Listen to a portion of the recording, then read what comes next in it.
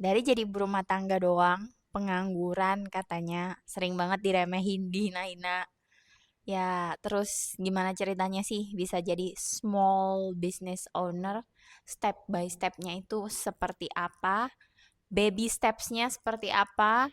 Cara bikin strateginya, bikin goals, dan mindset apa yang harus dipunya untuk menjadi small business owner yang punya tingkat resiliensi yang tinggi alias menjadi ibu berdaya akan aku bahas di video kali ini. So this is the most requested video or topic karena kalian-kalian para mama-mama ini penasaran gimana sih caranya untuk bikin keberdayaan from scratch alias mulai dari nol, apa yang harus dilakukan.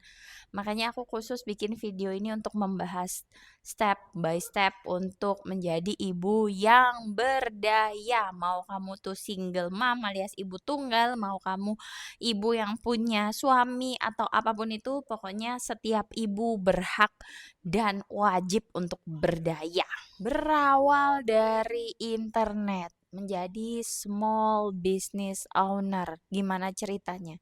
Jadi aku mulai journey aku itu dengan menjadi beauty influencer atau beauty enthusiast. Mungkin kalau kalian yang udah follow aku dari tahun 2016, 2017 kalian paham banget lah pokoknya. Nah, saat itu aku bikin konten di Instagram dan aku punya blog juga ya, pakai blogspot waktu itu.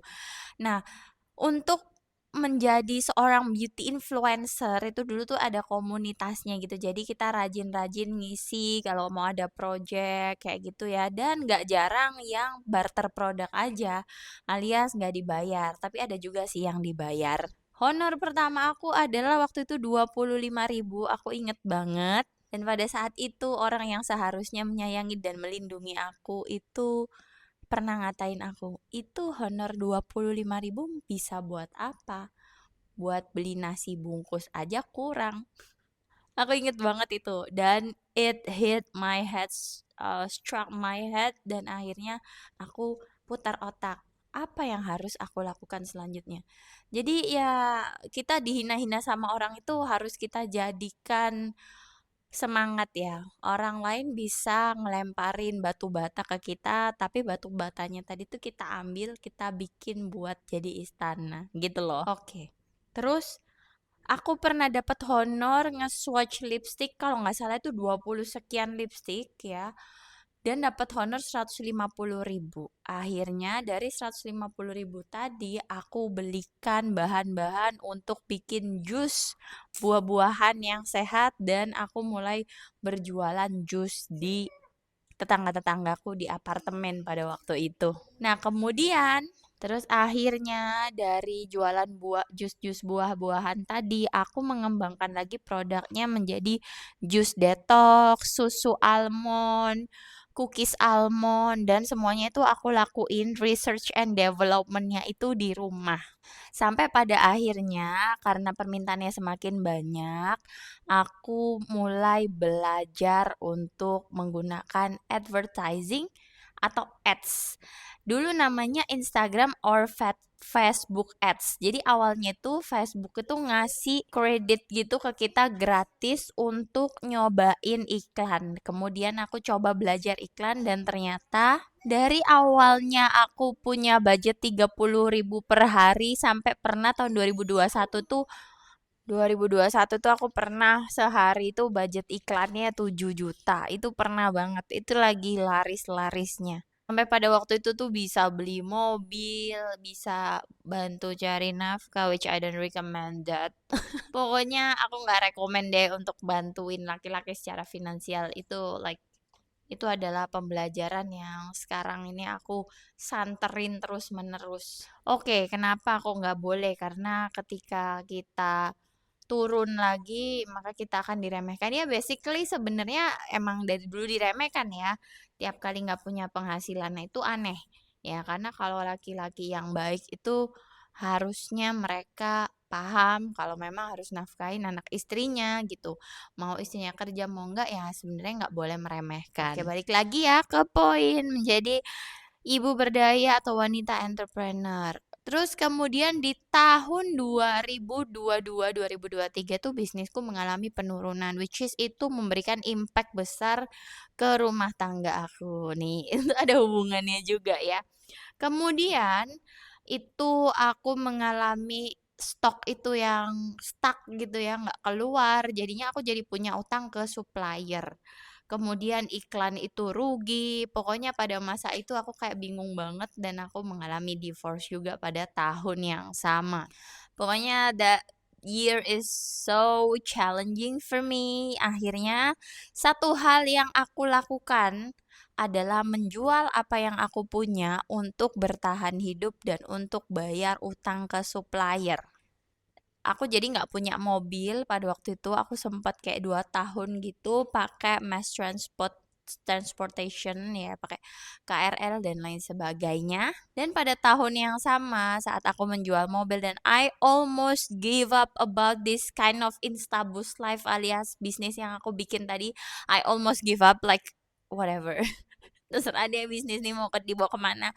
Terus akhirnya aku melamar kerja, waktu itu balik lagi ke dunia kerja. Tapi untuk kembali ke dunia kerja ternyata memang masih terbantu ya dari Instabus. Jadi pas aku punya rejeki itu tahun 2021 aku kuliah lagi, ambil Master of Communication, Corporate Communication, dan itu yang membuat aku lebih mudah cari kerjaan lagi. Nah, ini yang dinamakan intangible assets. Jadi daripada kalau kamu punya rejeki daripada cuma buat jajan-jajan gak jelas, mendingan kamu investasi secara intangible dan juga secara tangible.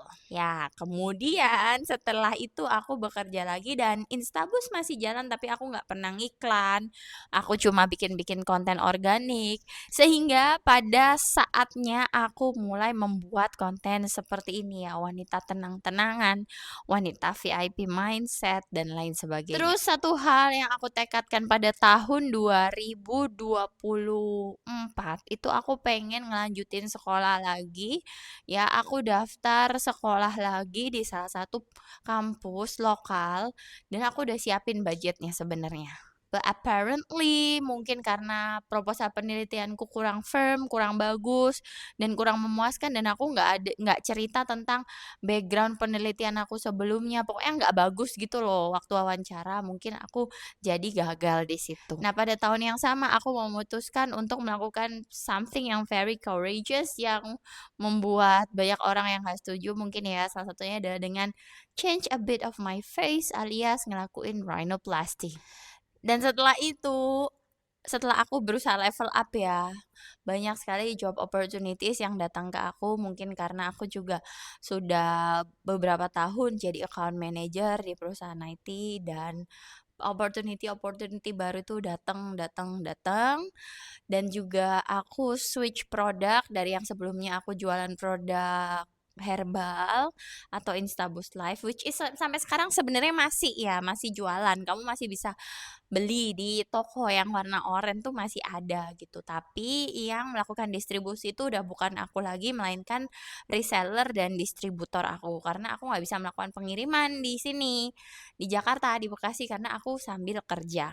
Nah, saat ini yang aku lakukan adalah selain aku bekerja di corporate, aku juga bikin-bikin konten, nge-switch produk aku menjadi produk digital yang berupa e-book, kelas, konsultasi, kemudian ya pokoknya yang digital-digital lainnya. Itulah yang menjadi perjalanan ya singkatnya seperti itu dari mulai aku ibu-ibu pengangguran sampai jadi ibu-ibu yang berdaya. Nah, kalau kamu pengen memulai menjadi berdaya, saran aku action aja. Nanti bisa kita benerin bareng-bareng. Ya aku nggak bisa cerita detail banget, tapi punya bisnis sendiri tuh banyak banget suka dukanya. Sama kerja sama orang juga banyak banget suka dukanya. But the point is I survive. Aku bisa bertahan sampai hari ini, bisa sharing ke kalian mama-mama keren, ibu-ibu keren, cewek-cewek keren. Dan aku pengen kita semua selalu menjadi wanita yang punya pemikiran VIP penting, keren, dan semangat. So thank you for watching. Nah, ini adalah produk-produk terbaru aku, yaitu berupa produk-produk digital yang kalian bisa beli di link ID/babyvoice99. Karena ini banyak banget dan bagus banget untuk personal growth and development.